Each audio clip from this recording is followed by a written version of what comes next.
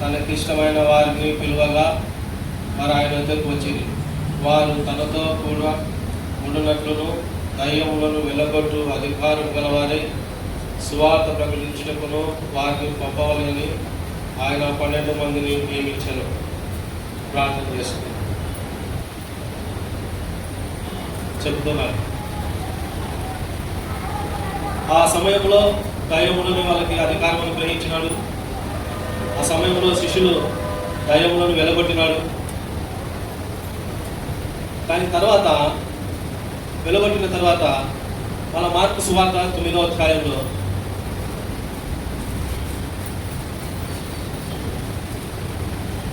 పదిహేడు నుంచి చదవండి.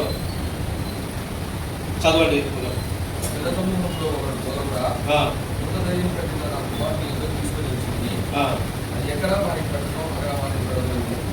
అప్పుడు వారు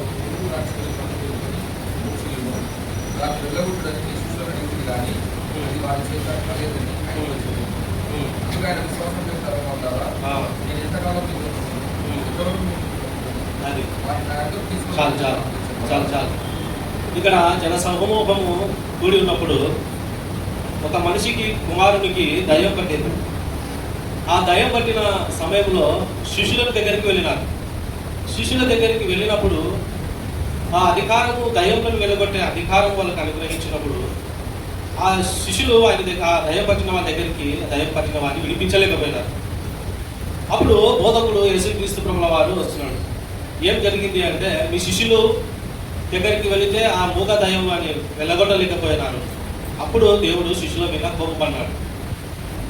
ఏమని కోపపడ్డాడంటే, అందుకు ఆయన విశ్వాసం లేని తరములారా, అవిశ్వాసంతో మీరు ఎందుకున్నారు? విశ్వాసం లేని తరములారా, మీరు ఎన్నాళ్ళ వరకు నేను మీ యొద్ద అవుతాను? ఎన్నాళ్ళ వరకు నేను సహిస్తాను? మీరు చేయవలసిన అధికారం మీరు పొంది ఉన్నారు కదా, మీరు ఎందుకు ఆ మూగ దైవాన్ని మీరు వెళ్ళలేకపోతున్నారని శిష్యులని ఆయన కోపపడుతున్నాడు. వాళ్ళు విశ్వాసం లేని తరం వారుగా ఉన్నారు. విశ్వాసం లేని ఆ తరం వారిగా ఉన్నారు. దేవుడు యేసుక్రీస్తు ప్రభు శిష్యులకి హెచ్చరిస్తున్నాడు, కోపపడుతున్నాడు. తర్వాత ఆ మూగ దయ్యం పట్టిన వాళ్ళ ఫాదర్ వల్ల వచ్చి ఆయన అన్నాడు, ఏమైనా మా పిల్లవాడిని మీరు దయ ఉంచితే, కనికరపడితే 23 చదవండి. సాధ్యం. అది అనవలసిన మాట కాదు. ఎవరు మూగ దయ్యం పట్టిన వాళ్ళ ఫాదర్ ఆయన కార్యములు చేయగలడని అప్పటికి తెలుసు. నీవేమన్నైతే మాకు సహాయం, నీ వలన ఏమైనా మా మీద కనికరపడి ఆ మూగవాని దయ్యాన్ని విడిపించమని అనుకూడని మాట అన్నాడు. అప్పుడు యేసు కూడా, నమ్ముట నీ వలనైతే సమస్తమును సాధ్యమే. దేవునికి సమస్తమును సాధ్యమే అని మనం నమ్మాలి, మనము విశ్వసించాలి. విశ్వసించినప్పుడే మనము కార్యములను చేస్తామని. ఎంతకాలం వరకు నేను ఉంటాను, ఎంతకాలం వరకు మిమ్మల్ని సహిస్తాను? మీకు అధికారంలో దయ్యంలో వెలుగులో మీకు అధికారం అనుగ్రహించినాను కదా, విశ్వాసం లేని తరం ద్వారా ఎందుకు మీరు ఇలా చేశారని దేవుడు కోపపడతాడు. ఒక్కొక్కసారి మన జీవితంలో విశ్వాసము తగ్గుతుంటుంది. మన తనదైన జీవితంలో విశ్వాసము దేవుని మీద తగ్గుతూ ఉంటుంది, పెంచుతూ ఉంటుంది అన్నమాట. ఆ తగ్గు పెరిగే విషయంలో మనము ఏం చేయాలంటే ప్రార్థన చేయాలి. ప్రార్థన చేసి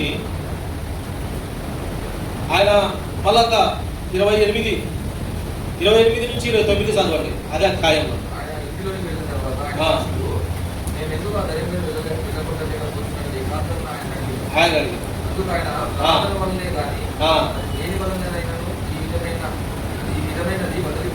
అసాధ్యమని వారితో చెప్పాను. పుట్టినోటులో ప్రార్థన వల్ల నైనాది, పుట్టినోటులో ఉపవాస ప్రార్థన వల్ల నైనా. మన దైనందిన జీవితంలో మనకు ఎదురయ్యే సమస్యల నుంచి, అక్కడ జరిగిన ఎదురయ్యే సమస్యల నుంచి వాళ్ళు వెళ్ళలేకపోయినారు. మేము ఎందుకు వెళ్ళలేకపోతున్నామంటే, ప్రార్థన జీవితము ఉపవాస ప్రార్థనలు ద్వారానే మనము దయ్యములను వెళ్ళగొడతాము అని యేసుక్రీస్తు ప్రభువు చదివిస్తున్నాడు. మన జీవితంలో కూడా శ్రమలు వస్తాయి, ఆర్థిక ఇబ్బందులు వస్తాయి, కష్టాలు వస్తాయి, ఎన్నో వస్తాయి. ఆత్మ విషయంలో మనము అవిశ్వాసముతో ఉండకుండా విశ్వాసముతో ముందుకు సాగాలి. విశ్వాస జీవితంలో మన పరిమాణము తక్కువైనప్పుడు సాతాను గారు అటాక్ చేయడానికి ఆస్కారం ఉంది.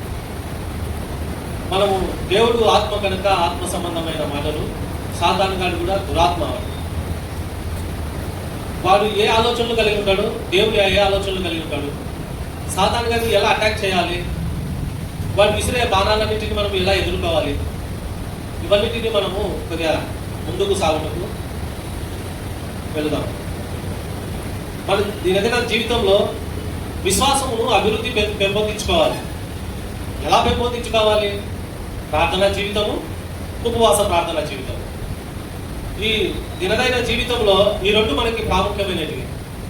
ఏ ఒక్కటి తక్కువైనా సాతాను గారు అటాక్ చేసే అవకాశం ఉంటుంది అన్నమాట. ఈ జీవన యాత్రలో మనం కొనసాగిస్తున్నప్పుడు, ఆత్మ సంబంధమైన యుద్ధంలో మనము ప్రయాణము వెళ్తున్నప్పుడు శత్రువు అటాక్ చేస్తాడు మన మీద. శత్రువు మనల్ని బలహీనపరుస్తాడు.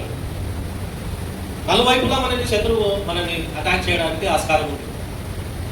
ఆ శత్రువుని మనం జయించాలంటే ప్రధానమైనది విశ్వాసం. విశ్వాసంలో మనం కొనసాగుతున్నప్పుడు, దేవుని యందు కొనసాగుతున్నప్పుడు శత్రువు అటాక్లను మనము గమనించి ఎదుర్కోవడానికి మనకు ఆస్కారం ఉంటుంది. ప్రధానమైనది విశ్వాసం. ఈ ఆత్మీయ సంబంధమైన యుద్ధ రంగంలో మనం జీవిత యాత్రలో ఈ ఆత్మీయత విషయంలో ఒక రకంగా అంటే యుద్ధమే. వాడు కనబడని దురాత్మ. వాళ్ళతో మనం యుద్ధం చేయాలంటే విశ్వాసంతో దేవుని అడుగుతూ మన ప్రార్థన, ఉపవాస ప్రార్థన చేసుకుంటూ మనం ఈ జీవన యాత్రలో కొనసాగించాలి. ఇశ్రాయేలు జనాంగం కూడా కానాను యాత్రలో ప్రవేశించాలనుకున్నప్పుడు అవిశ్వాసంతో వాళ్ళు కానాను దేశానికి ఎవరు రాలేదు. ఇశ్రాయేలు ప్రజలు కూడా వాళ్ళు మధ్యలోనే రాళ్ళు కొట్టారు. వాళ్ళు వెళ్ళిపోయినది ఇద్దరే, యెహోషువ ఇంకో ఒక వాళ్ళిద్దరు వెళ్ళినారు. కాబట్టి శత్రువు అటాక్ చేస్తుంటాడు. శత్రువు మన మీదికి, మన ఆశీర్వాదాల మీదికి, మన అనారోగ్యాల మీదికి, మన సమస్యల మీదికి, మన ఆర్థిక ఇబ్బందుల మీదికి శత్రువు ఎప్పుడు అటాక్ చేస్తూనే ఉంటాడు. వాడు ఊరుకనే ఉన్నాడు. ఎప్పుడు కలిపిల్లి చేద్దామా, ఎప్పుడు ఇది చేద్దామా అని ఉంటాడు. మనము విశ్వాస జీవితంలో కొనసాగించలేకపోతే దేవుడు ఇచ్చే మనకి ఆ నిత్య జీవము మనం పొందలేకపోతాం. దేవుడు ఇచ్చే ఆశీర్వాదాలు, ఆ విశ్రాంతి మనము పొందలేకపోతాం. దేవుడు అనుగ్రహించే వాగ్దానాలు కూడా పొందలేకపోతాం విశ్వాసము దేవునితో లేనప్పుడు. ఈ సైతాన్ గాడు ఇవన్నీ మనని దేవునికి దగ్గర కానియకుండా మనకు కావాల్సిన ఆత్మీయ సంబంధాల విషయంలో కానీ, శారీరక సంబంధాల విషయంలో అన్నిటిని దూరపరుస్తుంటాడు. కానీ మనము వారి చేతిలో ఓడిపోకుండా ఉండాలంటే మనం దేవునితో విశ్వాసం కలిగి ప్రార్థన చేస్తూ, ఉపవాస ప్రార్థన చేస్తూ ఉండాలి.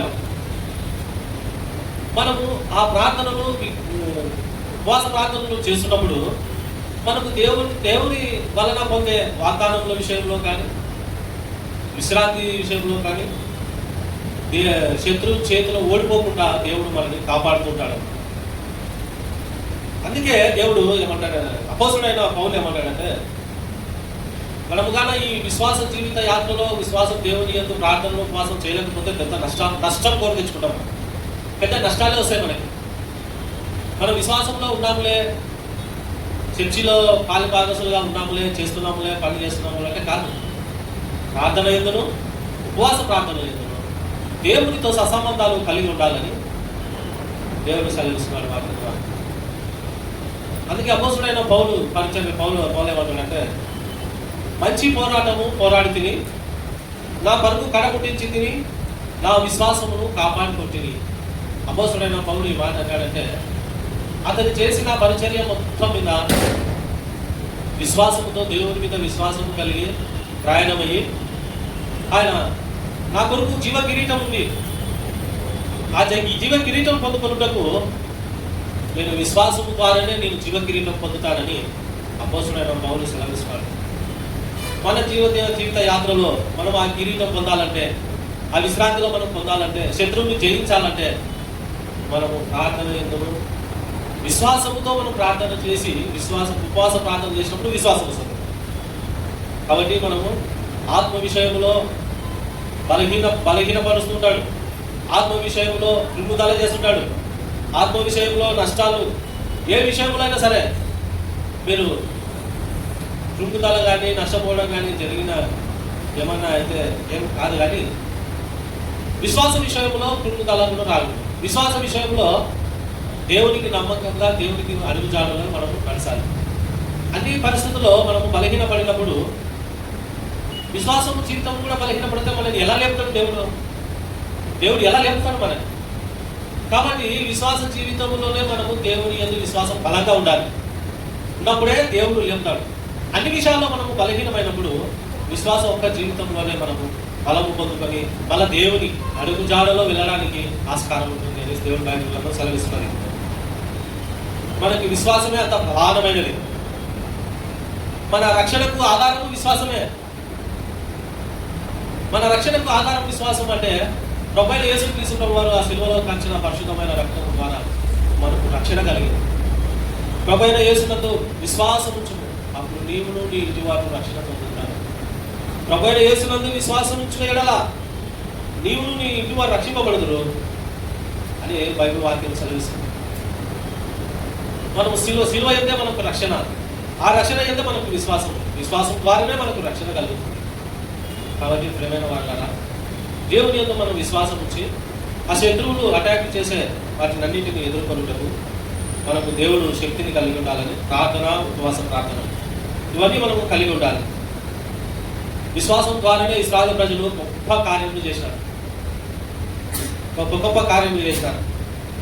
విశ్వాసమును బట్టి శారాయి గర్భమును ధరించాడు. ఆయన శక్తి కలిగిందని. గర్భము ధరించడానికి ఆయన ఏజ్ ఎక్కువైంది, ధరించడానికి శక్తి లేదు.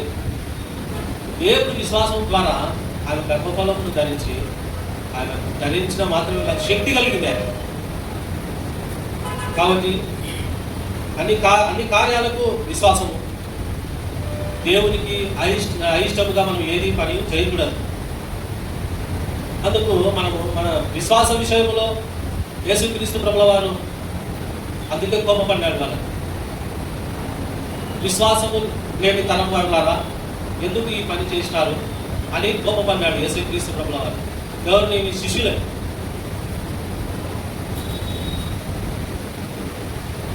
ఇంకొకటి చూసుకుందాం. తప్పుపైన కుమారుడు నా ఆస్తిలో నాకు సగ భాగము ఇవ్వు, నేను నా ఇష్టానుసారమైన జీవితం జీవిస్తాను అని తండ్రి దగ్గర నుంచి ఆస్తి తీసుకొని వెళ్ళిపోయాడు. తన ఇష్టానుసారంగా జీవించినాడు. లాస్ట్కి పొట్టు కూడా తినడానికి ఆయనకి ఆ అధికారం లేకుండా పోయింది. అప్పుడు ఆయనకి గ్రహింపు వచ్చింది, నా తండ్రి దగ్గర అనేక మంది ఉన్నారు, నేను ఆయన అడిగితే బాగుంటుందని. ఆ తండ్రి మీద విశ్వాసంతో వెళ్ళినందుకు, ఆ నమ్మకము విశ్వాసము కలిగి తండ్రి దగ్గరికి వెళ్ళినందుకు తండ్రి కోల్పోయినటువంటి మరలా ఇస్తాడు. మన జీవిత యాత్రలో కూడా మనము కూడా దేవునికి దూరమై, మనం చేసిన పాపముల విషయమై, శాపముల విషయమై దూరమై అట్లనే ఉండకూడదు. మన తప్పు మనం తెలుసుకొని దేవుని సన్నిధికి వచ్చినప్పుడు ఆయన మన తప్పులన్నీ క్షమించి పోయినటివి, మన కోల్పోయినటువంటిని మరలా ఆయన దయచేసేవాడు. ఆ కుమారుడు తప్పుపోయిన కుమారుడు కాదు ఆయన, మరలా దిగి వచ్చి తండ్రి మీద విశ్వాసం మీద పెట్టుకొని ఆయన వచ్చినాడు. కాబట్టి తండ్రి ఆయనని కనపరిచినట్టుగా మనం చూస్తున్నాం.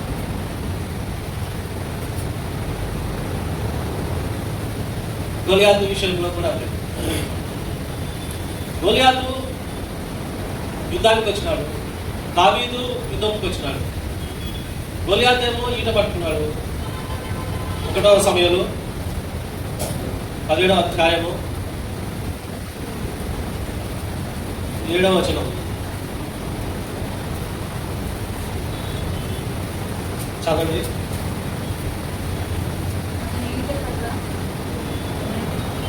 పదిహేడు 7.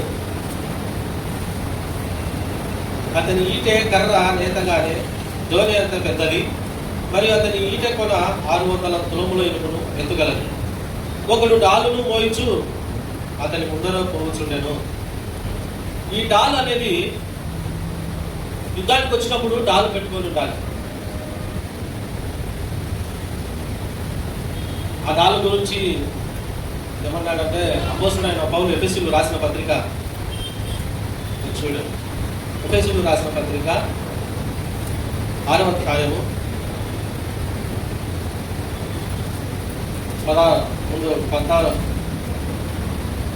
14 నుంచి 16 వరకు చదవండి. ఎలాగనగా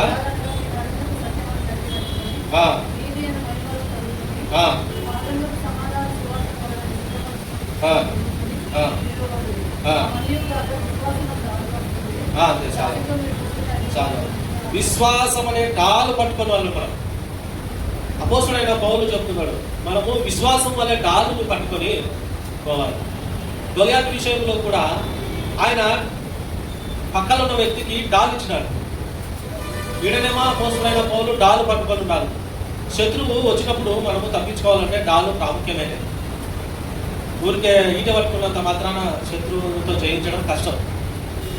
ఆ సమయంలో ఆయన డాలు వేరొకరికి ఇచ్చినాడు. ఎవరికి? తన పక్కన ఉన్న సైనికులు. అంత హైట్ ఉన్నాడు, ఆజాన్ బావుడుగా ఉన్నాడు. శత్రువు వస్తున్నాడు, శత్రువుని జయించాలంటే డాలు ఉండాలి. ఆ డాలుని పట్టుకొని పక్కలోని నడుచుకుంటూ వచ్చినాడు. ఈయన వచ్చినాడు. ఎవరన్నా యుద్ధంకి పోతున్నప్పుడు డాలు వాడి పట్టుకోవాలి, ఈట వాడి పట్టుకోవాలి. మన సమస్యలో మనము వచ్చినప్పుడు మనమే దాన్ని నిలబడాలి. అన్ని విషయాలు, ఆత్మ సంబంధ విషయంలో కానీ, శారీరక సంబంధ విషయంలో కానీ, దేవుని సేవ విషయంలో కూడా మనమే నిలబడి వాళ్ళు చేస్తారులే, వీళ్ళు చేస్తారులే, మనకెందుకులే అనుకుంటే కన్నా మన జీవన యాత్రలో ముందుకు జ్ఞానంతో మనం పోలేము. మనం ఇన్వాల్వ్ అయ్యి దేవుని పరిచర్యలో విశ్వాసంతో అడుగుపోయినప్పుడు, ఒక అడుగు మనం ముందుకేసి దేవుని పనిలో నిమగ్నమైనప్పుడు అది మనకి ఎంతో ఆశీర్వాదకరంగా ఉండాలి. మనము ఒకరి మీద ఆధారపడి జీవించకూడదు, దేవుని మీదనే ఆధారపడి జీవించాలి. దేవుని మీదనే విశ్వాసం ఉంచినప్పుడు వ్యక్తిగతంగా మన బలహీనత, మన బలం ఎంతో తెలుస్తుంది. మన విశ్వాసం పరిమాణం ఎంతనో తెలుస్తుంది. ఆ పరిమాణం కొలతలు చూసుకొని దేవుడితో సంబంధాలు కలిగి ఉండాలి. ఇక్కడ గొలియాతు యుద్ధంకి వచ్చినాడు, దావీదు యుద్ధంకి వచ్చినాడు. గొలియాతు ఒక ఈట పట్టుకున్నాడు, పక్కల బలం పట్టుకున్నాడు. ఇప్పుడు దావీదు ఈడ్చినప్పుడు బల్యం గారి పక్కన ఉంటే పట్టుకుంటుంటే వెళ్ళిపోతుంటే, అది లేనందుకు గొలియాతుకు కరెక్ట్గా పడింది, చచ్చిపోయినాడు. ఈ జీవన యాత్రలో మనము తాళనే ఈ విశ్వాసమును, ఈ ప్రార్థనను, ఉపవాస ప్రార్థనను మనము పెట్టుకొని ఉండాలి జీవన యాత్రలో. ఇది కానీ లేకుంటే కన్నా గొలియాతు ఎలాగైతే దావీదు కొన్ని చనిపోయాడో మన జీవిత యాత్రలో కూడా సేమ్ అదే కరెక్ట్ జరుగుతుంది. కానీ డాలుని మనము ప్రార్థనా జీవితము, విశ్వాస జీవితము మనం కొనసాగించుకోవాలి. ఈ జీవిత యాత్రలో మనము దేవుని యందు విశ్వాసం ఉంచాలి. మనము డాలును ధరించుకొని దేవుని యందు విశ్వాసం కలిగి దేవుని లైన్లో మనం ఉండాలి. శత్రువు బాణము విడుస్తుంటాడు, విసురున్నప్పుడు తప్పించుకోవాలంటే జ్ఞానము, దేవుని జ్ఞానం కావాలి. మనుషులని ఆశ్రయించడం కంటే యెహోవాను ఆశ్రయించడం ఎంతో శ్రేష్టకరం. మన విశ్వాసంతో ముందుకు సాగుతూ పోవాలంటే జీవన యాత్రలో మనకు ప్రార్థన, ఉపవాస ప్రార్థన, విశ్వాసం, ఈ మూడు మూడుని నడుము కట్టుకొని, లేదంటే సాయితంగా మన ఇంట్లో ఎన్నో కష్టాలు, ఆర్థిక ఇబ్బందులు, సమస్యలు ఎన్నెన్నో, అవి చెప్పరాని సమస్యలు, ఎవరికి చెప్పుకోలేని సమస్యలు ఉన్నప్పటికీ మనము అట్లా కృంగదీసే సమస్యలను కూడా తీసుకొని వస్తాడు. వాడు దేవుని బిడ్డలని వాడు నాశనం చేయాలనే మన సంకల్పం, బాగుపరచనేది కానే కాదు. కాబట్టి మనం వారి గురితులని మనం తెలుసుకొని ఉండాలి. తెలుసుకొని వాడి మాటలు కానీ, వాడి బిహేవియర్ కానీ మనం ఆత్మ సంబంధంతో, ఆత్మ విషయంతో, విశ్వాసంతో అని గ్రహించాలి. గ్రహించినప్పుడు మన యాటిట్యూడ్ అంతా మనము తెలుసుకొని దేవుని యందు ప్రార్థన చేసుకుంటూ పోవాలి. మనము మందిరానికి వచ్చినామంటే దేవుని మనసు ఎలాంటిది, సాధారణ మనసుని ఎలాంటిది, వాటి నుంచి ఎలా తప్పించుకోవాలి, ఈ జీవన యాత్రలో మనం ఎలా కొనసాగించుకోవాలి, మన బ్రతుకులు ఎలా దేవునిలో కొనసాగించుకోవాలని కానీ మనం వస్తాం ఇక్కడ మందిరానికి. అంతే తప్ప దేవుడు ఆత్మస్వరూపుడు కనుక ఆత్మ సంబంధమైన మాటలు ఇక్కడ జరుగుతాయి. అవి గ్రహించాలి. మనం గ్రహించాలంటే దేవునితో లైన్లో ఉండాలి. లైన్లో ఉండాలంటే ప్రార్థన చేసుకుంటూ ఉండాలి. ప్రార్థన చేసిన తర్వాత కూడా ఉపవాస ప్రార్థన కూడా చేసుకుంటూ ఉండాలి. అప్పుడు విశ్వాసం వస్తుంది. ఆ విశ్వాసం వలన శత్రువుని మనం జయించగలుగుతాం. ఆ శత్రువు నాలుగు పక్కల వాడు బాణాలు విసురుతూనే ఉంటాడు. వాడు మనసుకి ఇడుస్తుంటాడు, ఒకటి శరీరానికి ఇడుస్తుంటాడు, ఒకటి మనసులతో ఇడుస్తుంటాడు, ఒకటి ఎంత తెలకుండా ఇడుస్తుంటాడు. ఇలాంటి బాణాలని మనము గ్రహించాలంటే దేవుని యందు మనము విశ్వాసం కలిగి ఉండాలి. అంత మాత్రమే కాదు, మనమే ఆ యుద్ధంలో మనమే నిలబడాలి. ఇశ్రాయేలు ప్రజలను మోషే ఐగుప్తు దేశం నుంచి విడిపించడానికి వస్తున్నప్పుడు ఎర్ర సముద్రము అడ్డం వచ్చింది. ఎర్ర సముద్రము అడ్డం వచ్చినప్పుడు వాళ్ళు ఏమంటారు, మమ్మల్ని ఐగుప్తు దేశంలో నుంచి తీసుకొని వచ్చినావు, ఇక్కడ మమ్మల్ని చంపడానికి తీసుకొచ్చినావా? మేము అక్కడనే ఉండుంటివి కదా ఐగుప్తు దేశంలోనే, ఎందుకు తీసుకొచ్చినావు ఈ సముద్రంలో, ఈ అరణ్యంలోనే? వాళ్ళు ఒక దిక్కు పరిగెత్తుకొస్తారు ఐగుప్తు రాజు ఫరో, ఒక దిక్కు మోషేకు ఈ మాటలు అంటున్నారు. అప్పుడు దేవుడు చెప్తాడు, భయపడకు, జడియకు, నేను వాళ్ళతో నేను యుద్ధం చేస్తాను. దేవుడు 14వ అధ్యాయంలో ఐగుప్తులతో దేవుడే యుద్ధం చేశాడు. చేసి ఆ ఎర్ర సముద్రమును దాటించి ఇంకా మీరు ఐగుప్తులను ఎన్నటికీ మీరు చూడరు అని సెలవిచ్చినాడు. ఒకటో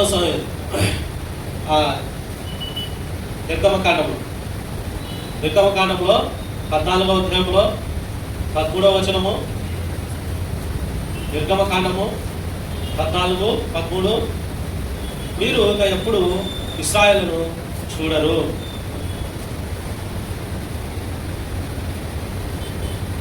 అందుకు మోషే భయపడదు, యెహోవా మీకు కలుగజేయు రక్షణను మీరు ఊరక నిలిచి చూడండి. మీరు నేడు చూసిన ఐగుప్తులను కనీసం మరి ఎన్నడూ చూడరు. భయపడకూడదు. మనం దేవుడు స్టార్టింగ్ లో కాబట్టి దేవుడు యుద్ధం చేస్తున్నాడు. మనము స్టార్టింగ్ లో కొత్తగా రక్షింపబడినప్పుడు కూడా మన పక్షాన దేవుడు సమృద్ధిగా ఉంటాడు. అందుకే అపోస్తుడైన పౌలు అంటాడు, మిమ్మల్ని పాలతో పెంచలేదు, అన్నంతో పెంచినా నేను. ఇప్పటికైనా మీరు యుద్ధానికి సంసిద్ధులై ఉండండి, మీరు ఎన్నాళ్ళ వరకు ఇలా ఉంటారు మీరు అని అపోస్తుడైన పౌలు సెలవిస్తాడనమాట. ఇక్కడ నిర్గమకాండంలో దేవుడు ఐగుప్తు దేశంలోని సముద్రంలో పడవేసినప్పుడు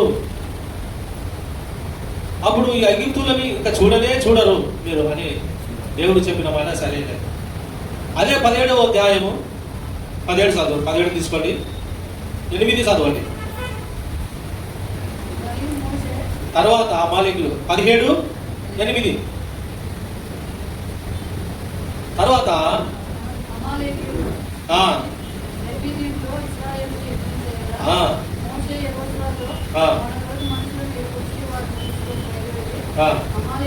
చాలు, అమాయకులతో యుద్ధము చేయము. ఇక్కడ ఎవరు యుద్ధం చేయమంటున్నాడు? ఫస్ట్ ఏమో దేవుడు యుద్ధం చేసినాడు, ఐగుప్తీయులను సముద్రంలో ముంచేసినాడు. తర్వాత మీరే యుద్ధం చేయండి, మీరే అమాయకులతో యుద్ధం చేయాలి, జయించాలి, నేను వెనక ఉంటాను.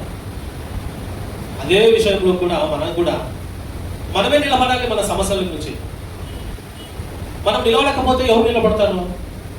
విశ్వాసము దేవుని ముందు పెట్టుకొని విశ్వాసముతో మనము శత్రువుని జయించాలంటే దేవుని ముందర పెట్టుకొని మనము నిలబడాలి. ఎవరి సమస్యలైనా సరే మనము ఒకరికొకరికి ఆదరించుకొని ప్రార్థన చేసుకోవడం అది ఒక ఎత్తు అయితే, నీ సమస్య గురించి నీ అవసరత గురించి నువ్వు నిలబడి దేవుని అడిగి పొందుకోవడంలో విశ్వాసంలో అది గొప్పతనం ఉంటుంది.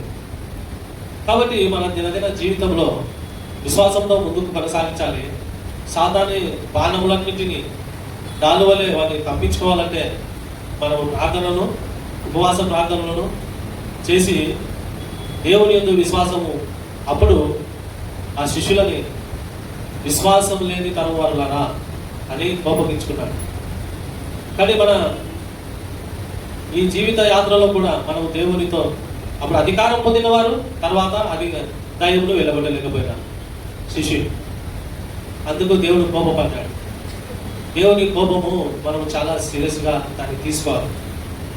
ఆయన ఎందుకు పంపబడ్డాడు, ఆయన ఎన్ని రోజులు ఉంటాడు మనతో, ఎన్ని రోజులు సహిస్తాడు అని మనము దాన్ని తీసుకొని సీరియస్గా తీసుకొని ఈ పరిచర్య విషయంలో కానీ, ఈ కుటుంబ యాత్రలో కానీ విశ్వాసముతో దేవుని అడుగుజాడలో నడిపించుకుంటూ ప్రార్థనా జీవితము మన బిడ్డలకి, మన తరం వారికి ఇది నేర్పించుకుంటూ విశ్వాసంతో కొనసాగించాలని ప్రభు పేరిట వేడుకుంటున్నాను. ఈ వాక్యం వేడుకలో దీవించుగా. ఆమేన్.